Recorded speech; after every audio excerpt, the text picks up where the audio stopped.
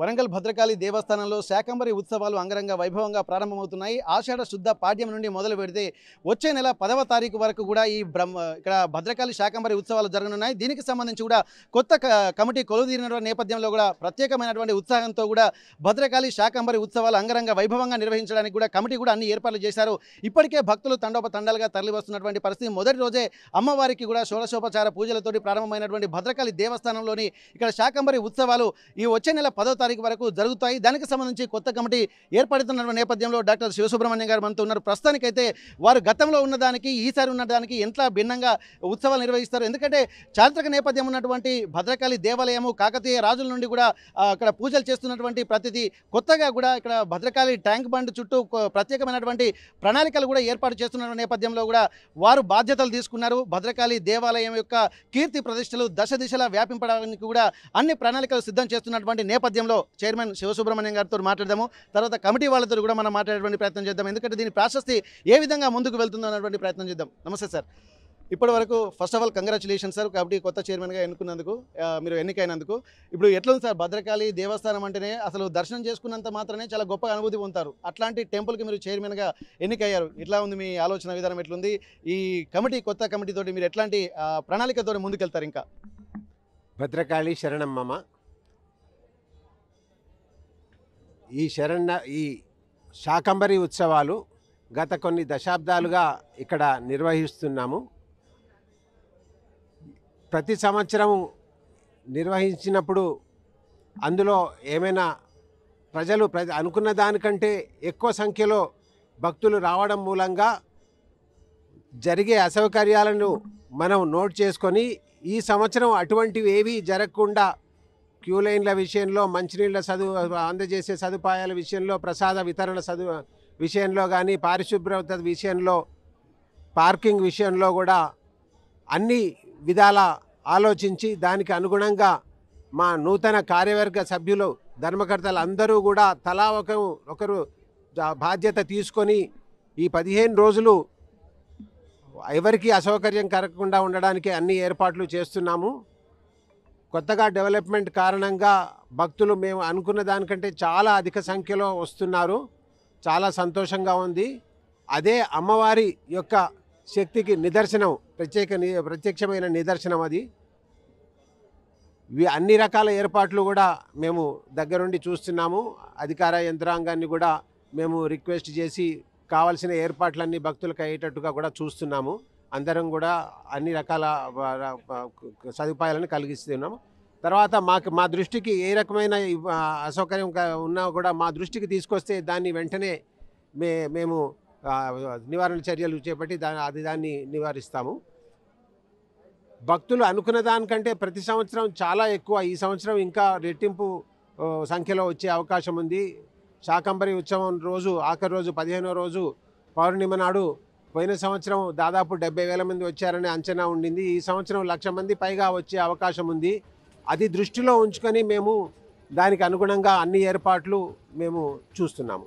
Okay sir, ఇక్కడ భద్రకాళి దేవాలయానికి ఒక చారిత్రక నేపథ్యం ఉంది. ఇక్కడ ఉజ్జయిని, మహంకాళి, హైదరాబాద్ ఎట్లా ప్రాముఖ్యత ఉందో, అలాగే విజయవాడ వెళ్తే కనకదుర్గమ్మ వారికి ఎట్లాంటి ప్రాశస్త్యం ఉందో, అంతకంటే ముందు నుంచి కూడా ఇక్కడ ఒక కాకతీయులు ఏలినటువంటి ప్రాంతం, అలాగే విద్యారణ్యులు కూడా నడయనటువంటి ప్రాంతంగా దీన్ని చెప్తున్నటువంటి నేపథ్యంలో కూడా ఒక ప్రాశస్త్యమైనటువంటి వాతావరణం సంతరించుకుంది. ఓరుగల్లో పుట్టినటువంటి ప్రతి బిడ్డ కూడా అమ్మవారు దర్శించుకొని ఆ కరుణాకటాక్ష వీక్షణాలు పొందేటువంటి ఒక మహద్భాగ్యం కూడా ఇక్కడ శాకంబరి ఉత్సవాల రూపంలో ఇక్కడ ఆలయ అధికారులు కానీ, ప్రత్యేక పూజల తోటి ఆలయ అర్చకులు కానీ, అలాగే కమిటీ కూడా మంచి ఏర్పాట్లు చేస్తున్న నేపథ్యంలో మరికొంతమంది ఇక్కడ కొత్తగా ఎన్నికైనటువంటి కమిటీ సభ్యులు మనతో ఉన్నారు. ఒకసారి వారితో మాట్లాడదాం.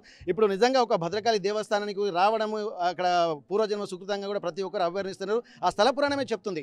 అట్లాంటప్పుడు మీరు బాధ్యతలు చేపట్టిన తర్వాత చైర్మన్ గారు చెప్పినట్టు అన్ని సౌకర్యాలు ఏర్పాటు చేస్తున్నాము. దినదిన ప్రవర్ధమానంగా పొందుతున్నటువంటి నేపథ్యంలో కూడా పోయినసారి 75,000 మంది వచ్చారు. ఈసారి 1,00,000 మందికి పైగా వచ్చేటువంటి అవకాశాలు అయితే కనిపిస్తున్నది. ప్రతి ఒక్కరు కూడా ఒక గురుతర బాధ్యత తీసుకుంటే తప్ప దీన్ని ముందుకు నడిపేటువంటి పరిస్థితి, ఒక సమన్వయం చేసుకోవాల్సినటువంటి అవసరం అయితే మీ అందరికీ కనిపిస్తుంది. ఎట్లాంటి సమన్వయంతో మీరు ముందుకు వెళ్ళదలుచుకున్నారు?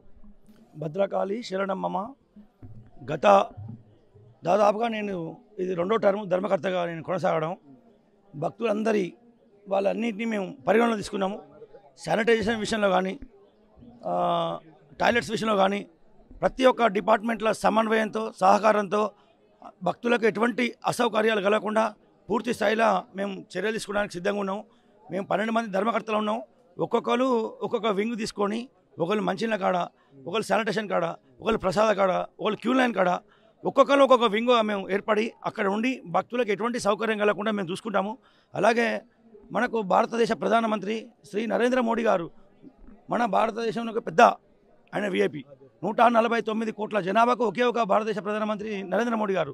అంత గొప్పలు మన గుడికచ్చిళ్ళు. ఆ గుడి ఎంత ప్రశంస ఉంటే ఒక భారత ప్రధానమంత్రి వచ్చిండు, ఎంతోమంది ముఖ్యమంత్రులు, రాష్ట్రపతులు, ఉపరాష్ట్రపతులు, ఎంతోమంది సెలబ్రిటీలు వచ్చి అమ్మవారిని దర్శించుకున్నారు. వాళ్ళందరికీ కూడా శుభమే జరిగింది. కొలిసిన వారికి కొంగు బంగారమై వెలుగుతున్న భద్రకాళి దేవస్థానానికి మేము పాలక మండలి సభ్యులుగా రెండోసారి రావడం పూర్వజన్మ సుకృతం అనుకుంటున్నాం. భక్తులకు ఎటువంటి సౌకర్యాలు లేకుండా మా శాయశక్తుల ధర్మకర్తల మండలం అందరం కూడా ఒక్కొక్క వింగుగా ఏర్పడి పూర్తి స్థాయిలో పనిచేస్తామని సభాముఖంగా మీ అందరికీ తెలియజేస్తున్నాం. ఓకే, రెండోసారి ధర్మకర్తల పాలక మండలిలో ఉన్నటువంటి నేపథ్యంలో గత అనుభవాలను దృష్టిలో పెట్టుకొని కూడా ఇక్కడ ఒక్కొక్కరు ఒక్కొక్క వింగుగా ఏర్పడి ఇక్కడ ఆధ్యాత్మికంగా కూడా ఎంతో ప్రాశస్తంగా వెళ్లే విధంగా ప్రయత్నాలు చేస్తూ ఉంటున్నారు. దీనికి సంబంధించి కూడా కొత్తగా 100 కోట్ల రూపాయలతో నిర్మితం అవుతున్నటువంటి ట్యాంక్ బండ్కి సంబంధించి కూడా అనేక ప్రణాళికలు కూడా ఉన్నాయి. ఇంతకు ముందు ఉన్నటువంటి పాలక మండలి కంటే ఇప్పుడు ఇంకా ఎక్కువ రెస్పాన్సిబిలిటీ తీసుకోవాల్సినటువంటి అవసరం ఉంటుంది. ఖచ్చితంగా ఒక ఆధ్యాత్మిక వాతావరణాన్ని కూడా ప్రపంచవ్యాప్తంగా ప్రసరింపజేయాలన్నా కానీ ఇక్కడ ఉన్నటువంటి ఆధ్యాత్మిక క్షేత్రం యొక్క మహాత్మ్యాన్ని ప్రపంచవ్యాప్తంగా చేయడంలో వీళ్ళ బాధ్యత కూడా ఉంది. ప్రస్తుతానికైతే అంతటి రెస్పాన్సిబిలిటీ తీసుకుంటున్నటువంటి నేపథ్యంలో మరికొంతమంది ఇక్కడ ఉంటున్నారు. ధర్మకర్తలకు సంబంధించినటువంటి మరికొంతమందితో మాట్లాడదాం. ఇప్పుడు నిజంగా ఇప్పుడు చూసినట్టయితే ఇక్కడ ఆధ్యాత్మిక కార్యక్రమాలకు ఒక ప్రతీదిగా, ఎందుకంటే పర్యాటక ప్రాంతంగా ఎవరు ఎక్కడికి వచ్చినా కానీ అమ్మవారిని దర్శించుకొని వెళ్ళినంత మాత్రానే మనసు నిండా కూడా గుండెల నిండా ఒక మంచి భావన నింపుకొని వెళ్ళేటువంటి వాతావరణం కల్పిస్తుంది. వెళ్ళినటువంటి ప్రతి ఒక్కరు కూడా ఎక్కడికి వెళ్ళాలంటే భద్రకాళి అమ్మవారిని దర్శించుకొని వచ్చినటువంటి ఒక భావనే వాళ్ళలో ఒక ఎంతో చైతన్యం కలిగిస్తున్నటువంటి పరిస్థితి. మీకు ఎట్లా అనిపిస్తుంది? అంతటి రెస్పాన్సిబిలిటీ తీసుకుంటున్నటువంటి మీ టీం ఎట్లా మీరు ముందుకెళ్తారు? భద్రకాళి శరణమమ్మ మన ప్రాంతవాసి జగద్గురువు విద్యారణ్య సరస్వామి వారు 12వ జగద్గురువు. విద్యారణ్య సామ్రాజ్యాన్ని స్థాపించి కరువు వచ్చిన సమయంలో భువనేశ్వర ఉపాసన చేసి కనకవర్షం కురిపించారు. అంటే ఆ రోజు ఆ విజయనగర సామ్రాజ్యం మొత్తం ఆ ఒక్కరోజు ఇంట్లోకి వెళ్ళి అందరూ చెత్త బయటకు వస్తే ఆ రోజు మాత్రము లోపలిది ఇంట్లో కూర్చున్నారు. అంటే అంత శక్తి గల ఈ కాకతీయ సామ్రాజ్యం నుంచి వెళ్ళి వారు వెళ్ళి అలా చేశారు. అదే ప్రహస్తం గల ఈ మన భద్రకాళి సామ్రాజ్యదేవిని ఇక్కడ కరువు వచ్చినప్పుడు అప్పుడు వేదం ప్రకారంగా తీసుకున్నప్పుడు శాకాంబరి నిర్వహించారు. అంటే అమ్మవారికి నగలు రాణి ఆమె మహారాణి, ఆమెకు నగలు అవి ఇవి అలంకరణ కాకుండా ఈ ప్రకృతి సంబంధించిన ప్రకృతితో వచ్చిన కూరగాయలు పండ్లతో ఆ శాకాంబరికి అలంకరణ చేయడం వల్ల సుభిక్షంగా కాకతీయ సామ్రాజ్యము ఈ భారతదేశము చల్లగా ఉండాలని ఈ వృత్తాంతం స్టార్ట్ అయింది. ఇప్పుడు ఇదే వృత్తాంతంతో దక్షిణ భారతదేశంలో చాలా ప్రాంతాలు దీన్ని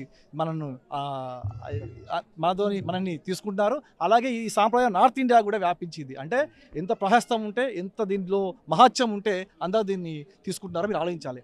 అలాగే కొత్తగా వచ్చిన పాలక మండలి మాడవీధులు అవుతున్నాయంటే మాడవీధుల్లో ఖచ్చితంగా అమ్మవారి ఉత్సవ విగ్రహాన్ని ఊరేగింపజేస్తారు. కాబట్టి మొన్ననే మా చైర్మన్ గారి ఆధ్వర్యంలో ₹1 ఆ రథాన్ని తయారు చేయాలని ఒక సంకల్పాన్ని తీసుకున్నాం. అది కూడా తప్పకుండా నెరవేరుతుంది. తప్పకుండా ఒకటేసారి అన్ని సమస్యలు పరిష్కారం కాకుండా తప్పకుండా వాటిని ఒకటి పరిష్కారం చేసుకుంటూ ముందు తీసుకెళ్ళి ఈ భద్రకాళి దేవస్థానాన్ని మన తెలంగాణని ఒక ఐకాన్గా మంచి దేవస్థానంగా మేము దీని ప్రహస్తాన్ని ఎట్లా చెడిపోకుండా మంచి కాపాడుతామని మీకు హామీ ఇస్తున్నాం. ఓకే, ఇక్కడ యథా యథాహి ధర్మస్య గ్లానిర్భవతి భారతం అభ్యుదానమ ధర్మస్య తదాత్మానం సుజామ్యం అని చెప్పి భగవద్గీతలో శ్రీకృష్ణుడు చెప్పిన దాన్ని ఉదహరించుకొని కూడా విద్యారణ్యులు కూడా ఒక బృహత్తర కార్యక్రమానికి శ్రీకారం చుట్టారు. ఇక్కడ కరువు కాటకాలు వస్తున్నటువంటి నేపథ్యంలో అమ్మవారిని ఉపాసించిన తర్వాత ఒక కనకవృష్టి కురిపించారు. 12వ జగద్గురువుగా విద్యారణ్యులు ఉన్నటువంటి నేపథ్యంలో ఆదిశంకరాచార్యులు కూడా ఇక్కడ పరంపరలో వస్తున్నటువంటి నేపథ్యంలో కూడా ఒక అద్భుతమైనటువంటి వ్యవస్థ. కానీ ఇక్కడ కరువు కాటకాలు వచ్చినప్పుడు కూడా ఇక్కడ అమ్మవారిని ఉపాసించిన తర్వాత వేల శాఖములుగా అమ్మవారు ఉద్భవించారని చెప్పి అంటున్నారు. అట్లా కరువు కాటకాలని నివారించినటువంటి చరిత్ర ఇక్కడ వరంగల్ శాకంబరి అమ్మవారికి అలాగే ఉత్సవాలకు సంబంధించిందని చెప్పి అంటున్నారు. భద్రకాళి అమ్మవారిని ఏ విధంగా కోరినా, ఏ కోరికలు కోరినా అది ఒక సత్ప్రవర్తనగా అలాగే సజ్జన సాంగత్యంతో సద్గుణాలతోటి ఏ కోరిక కోరినా కానీ ఇక్కడ కోరిన వారికి కొంగు బంగారంగా నిలుస్తుందన్నటువంటి విషయంలో ఎలాంటి అతిశయోక్తి లేదన్నటువంటి విషయాన్ని కూడా ఈ పాలక మండలి సభ్యులు చెప్తున్నారు. కొత్తగా నిర్మింపబడ్డటువంటి పాలక మండలికి వాళ్ళకి ఆల్ ది బెస్ట్ చెప్తూ అమ్మవారి శాకంబరి ఉత్సవాలే కాదు ఇక నుండి జరగబోయేటువంటి కార్యక్రమాలని కూడా మొత్తం దశ దిశలా వ్యాపింపజేసే విధంగా వాళ్ళు పాత్ర పోషిస్తారన్నటువంటి ఒక ఆశాభావాన్ని వ్యక్తం చేస్తున్నాము. ఇక్కడ భద్రకాళి అమ్మవారి శాకంబరి ఉత్సవాలు కూడా ఇక్కడ 15 రోజుల పాటు జరగడానికి కూడా సంసిద్ధత ఉన్నటువంటి నేపథ్యంలో కూడా ఇప్పుడు భక్తులు కూడా తండోపతండాలుగా తరలి వచ్చేటువంటి అవకాశం ఉంటుంది. వారికి కూడా అన్ని ఏర్పాట్లు చేస్తున్నారు ఆలయ ఈవో గారు, అలాగే అర్చకులు కూడా పూజా కార్యక్రమాలతోటి పాలక మండలి అన్ని ఏర్పాట్లతోటి కూడా ముందుకు వెళ్తున్నటువంటి పరిస్థితి కనిపిస్తుంది. ఏదేమైనప్పటికీ కూడా ఈసారి జరిగేటువంటి భద్రకాళి ఇక్కడ శాకంబరి ఉత్సవాలకు కొత్త కమిటీ ఆధ్వర్యంలో కూడా నిర్వహిస్తున్నారు కాబట్టి ఒక ప్రత్యేకత సంతరించుకున్న ఆలోచన అవసరమైతే కనిపిస్తుంది. వరంగల్ భద్రకాళి దేవాలయం నుండి కెమెరా పర్సన్ వంశీతో వెంకటరత్నం, RTV వరంగల్. ఇండియా పాకిస్తాన్ తాజా అప్డేట్స్ కోసం డౌన్లోడ్ చేసుకోండి RTV లైవ్ యాప్.